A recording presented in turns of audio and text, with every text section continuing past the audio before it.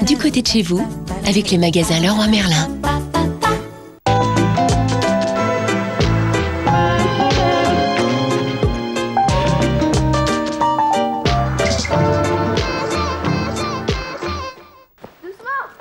Au cœur de l'Isère, Martine et Alain nous ouvrent les portes de leur maison campagnarde qu'ils ont eux-mêmes entièrement rénovée. Dans le magazine, comment transformer une ancienne ferme dauphinoise en maison de caractère.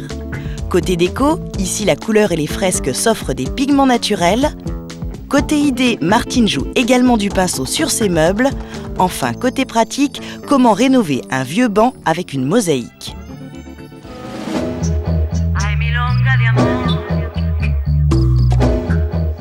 Quand on est arrivé dans les lieux, on a trouvé une vieille ferme campagnarde, une maison dauphinoise construite en pisé qui a 150 ans d'âge.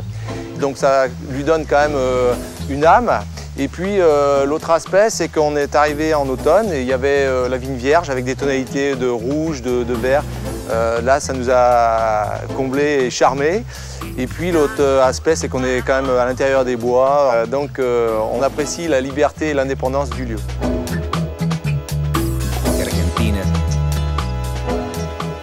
Dans la distribution des travaux pour la rénovation de la ferme, Alain aux grosses œuvres. En premier lieu, on a voulu amener beaucoup de lumière dans cette maison.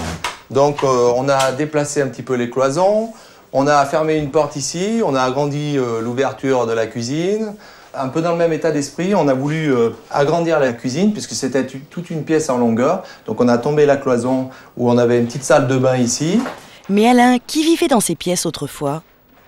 Ici, on avait l'étable et à côté, les gens vivaient avec les bêtes, donc c'était des petites pièces. Donc on a voulu agrandir ça et puis en même temps garder l'esprit, mais essayer de moderniser l'espace dans lequel on vivait. Dans le genre gros œuvre, il a aussi fallu supprimer l'ancien couloir pour que la lumière puisse traverser le petit salon du milieu. Enfin, dans l'ancienne grange, où l'on entreposait autrefois le fourrage, on trouve maintenant un grand salon avec salle à manger et un escalier menant à la partie nuit avec chambre et salle de bain.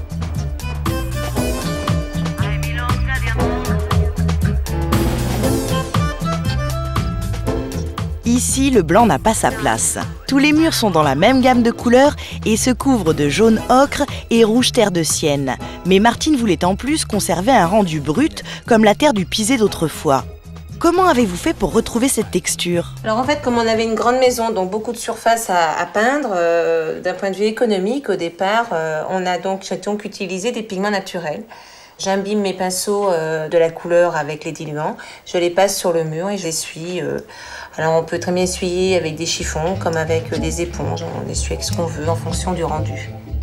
Outre le chiffon, Martine sait également manier le pinceau. Elle ne peut s'empêcher de peindre au moins une fresque par pièce. En fait, ici, c'est la première fresque que j'ai réalisée sur cette arcade. Là, il y avait du crépi rose que l'on a enlevé au burin. Et là, j'ai décidé d'intégrer une fresque dans le décor pour pas avoir un bloc en plein milieu de la pièce, parce que ce mur est quand même très imposant.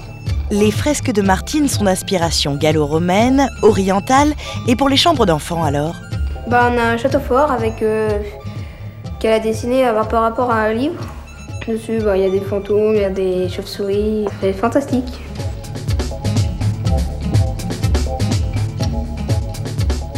Vous l'aurez compris, Martine peint sur tout type de surface, y compris les meubles qu'elle récupère à droite à gauche.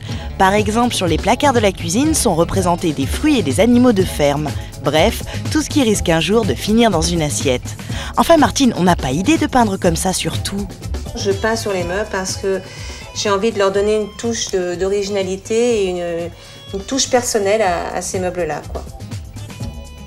Je trouve mes meubles soit dans des vides-greniers, soit auprès de particuliers qui veulent s'en débarrasser, soit parfois même dans les décharges publiques. Au départ, on n'avait pas beaucoup d'argent, donc on a acheté un vieux fauteuil. Et puis c'est vrai que ce vieux fauteuil, au fur et à mesure, je le trouvais de moins en moins agréable à regarder. Et jusqu'au jour où je me suis dit que finalement, j'allais le peindre et en faire un objet plutôt drôle, un objet un peu mystique, un peu mystérieux. Comme pour un tableau, Martine a tendu une toile de lin, puis elle a appliqué une couche d'enduit et enfin de la peinture à l'huile. Le petit problème, c'est que plus personne n'ose s'asseoir.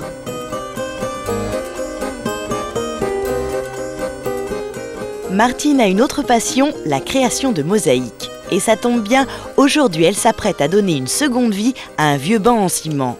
Alors quel matériau allez-vous employer cette fois-ci? Ce sont en fait des carreaux que l'on casse à l'aide d'un marteau.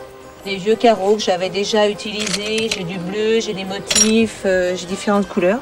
Mais surtout des billes de verre. Et je vais donc en coller la faïence sur le banc. Une fois la faïence en place, il faut appliquer le joint, ici coloré en bleu, toujours à l'aide de pigments naturels. Et comment fait-on pour enlever le surplus? Bon, après là c'est extrêmement long parce qu'il faut gratter tout ce qui est sur la céramique. Et ça, avec les mains. Les mosaïques, pour moi, ça évoque le Sud, ça évoque Gaudi, ça évoque le Maroc, ça évoque l'Espagne, ça évoque tous ces pays où il fait beau. Et les champions, attendez au moins que ce soit sec.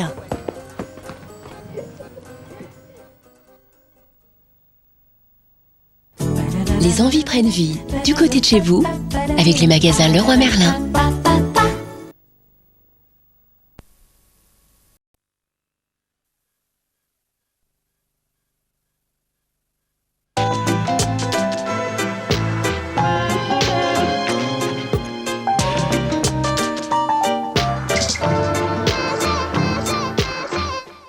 Je dirais que ma maison est une peinture, puisque en fait, j'utilise tous les supports de la maison pour pouvoir peindre.